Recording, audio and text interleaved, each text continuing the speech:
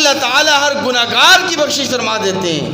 ہر گناہگار کے لیے اللہ تعالیٰ ستار بھی ہیں، ستار العیوب بھی ہیں. اللہ تعالیٰ اس کے عیوب پر پردے ڈالتے ہیں.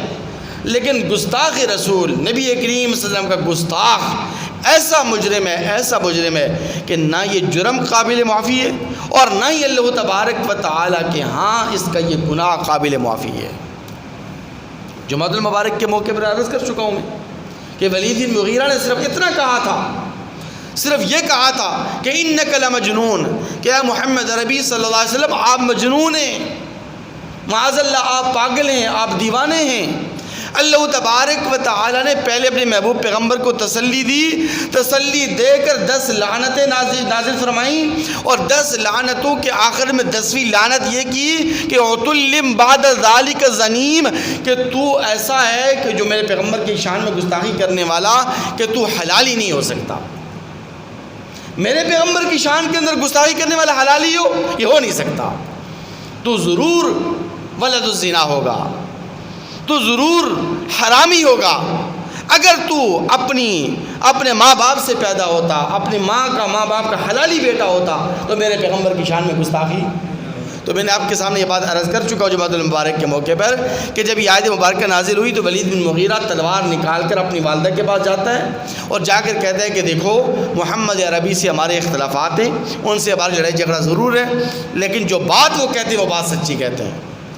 اس نے مجھے بہت ساری باتیں کہی ہیں، بہت سارے جملے مجھ پر کیسے ہیں، میں اس کی کسی بات کا انکار نہیں کر سکتا، لیکن ایک بات اس نے بڑی عجیب کہی، مجھے آپ سے اس کی تصدیق چاہیے. اپنی والدہ سے کہتا ہے. والدہ نے پوچھا کس بات کی تصدیق چاہیے؟ تو کہنے لگا کہ آج محمد عربی نے مجھے کہا ہے کہ تو ولد الزنا ہے، تو حرامی پیدا ہوا ہے. اگر تو حلالی ہوتا تو میری شان کے اندر گستاخی بولیں سارے نہ کرتا. تو بتلا اس کی حقیقت کیا ہے؟ تو ماں نے اقرار کیا ہے. ماں نے کہا جب تو نے پوچھ لیا تو سن بیٹے، حقیقت بھی یہی ہے جو محمد عربی نے کہی ہے. تیرا باپ بڑی جائیدادوں کا مالک تھا، لیکن ساری جائیداد تیرے چچا کے بیٹوں نے چھین لی، اس سے بیکار ہو گیا، کسی کام کا نہیں رہا، وہ بوڑھا بھی ہو گیا.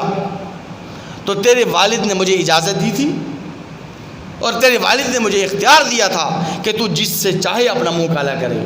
تو میں گھر کے ملازموں سے، دیگر لوگوں سے منہ کالا کرتی رہی، اس کے نتیجے کے اندر تو پیدا ہوا ہے. عتلم بعد ذالک زنیم. تو نبی کریم صلی اللہ علیہ وسلم کے گستاخ کے پردے کو اللہ نے فاش کیا ہے. اللہ کی حکم یہ ہے، مسئلہ یہ ہے کہ اگر کوئی بچہ حرامی پیدا بھی ہو جائے، ولد الزنا پیدا بھی ہو جائے، تو اس پر پردہ ڈالا جائے. شریعت یہ کہتی ہے، کیونکہ اس بچے کا کوئی قصور نہیں ہے. اس کو حرامی کہہ کر مت پکارو، اس کو ولد الزنا کہہ کر مت پکارو. لیکن یہاں اللہ تبارک و تعالیٰ نے اس سے پردہ اٹھایا ہے، اس کو بے نقاب کیا ہے. کیوں؟ اس لیے کہ یہ محبوب پیغمبر صلی اللہ علیہ وسلم کا گستاخ تھا، اور اللہ کے رسول کا جو گستاخ ہو وہ قابل معافی. فتح مکہ کے موقع پر نبی کریم صلی اللہ علیہ وسلم نے 7 آدمیوں کے قتل کا حکم دیا اور اپنی زندگی میں، اپنی موجودگی میں ان کو قتل کروایا. اور وہ 7 آدمی وہ تھے کہ جو نبی کے قسم کے گستاخ تھے. اللہ کی حضور رحمت للعالمین ہے. آپ نے فتح مکہ کے موقع پر عام لوگوں کے لیے عام معافی کا اعلان کیا ہے، لیکن آپ نے فرمایا کہ گستاخی جو رسول ہے، جو میرا جو گستاخ ہے، اس کے لیے کوئی معافی نہیں ہے، وہ قابل معافی نہیں ہے، اس کو نہیں بخشا جا سکتا. 7 آدمیوں کو جو نبی اسلام کی شان میں گستاخی کرتے تھے، ان میں سے ایک عورت بھی تھی، اس کا نام تھا اسماء. وہ نبی اسلام کی شان میں گستاخی کیا کرتی تھی. آپ علیہ السلام نے فرمایا کہ جو اس کو قتل کرے گا، میرے لیے اس کی شفاعت واجب ہو جائے گی اور میں اس کا ہاتھ پکڑ کر اس کو جنت کا ٹکٹ دلواؤں گا. ایک نابینا صحابی تھے، ان کا نام تھا عمیر الاعمیٰ. کیا نام تھا جی؟ عمیر الاعمیٰ، یعنی نابینا صحابی تھے. اعمیٰ کہتے ہیں نابینا کو، نام ان کا عمیر تھا. اور اعمیٰ لوگ اس لیے کہتے تھے کہ وہ نابینا تھے، آنکھوں کی بینائی نہیں تھی، آنکھوں سے معذور تھے. جب انہوں نے یہ خوشخبری سنی تو انہوں نے کہا کہ میں نے یہ خوشخبری ضرور حاصل کرنی ہے، لیکن نابینا تھے. لیکن انہوں نے کہا نہیں، میں نے جرأت کرنی ہے، میں نے کوشش کرنی ہے، جد و جہد کرنی ہے، انشاءاللہ تعالیٰ مجھے کامیابی نصیب فرمائیں گے. چلے گئے اس عورت کے گھر میں. رات کا اندھیرا بھی تھا، پھر نابینا بھی تھے، دیوار پھلانگی، دیوار سے چھلانگ لگائی، انہوں نے نہیں پتہ دیوار کتنی اونچی ہے، نیچے گرے تو ٹانگ ٹوٹ گئی، ٹانگ ٹوٹ گئی، نابینا پہلے سے تھے، ٹانگ بھی ٹوٹ گئی، لیکن مشن کو مکمل کرنا ہے۔ گئے اندر، اس عورت سوئی ہوئی تھی اسما نامی، اس کا سر قلم کیا، سر قلم کر کے ٹوٹی ہوئی ٹانگ کے ساتھ نبی کی خدمت میں تشریف لے آئے اور آ کر عرض کیا کہ حضور آپ کے گستاخ کو میں نے واصل جہنم کر دیا ہے۔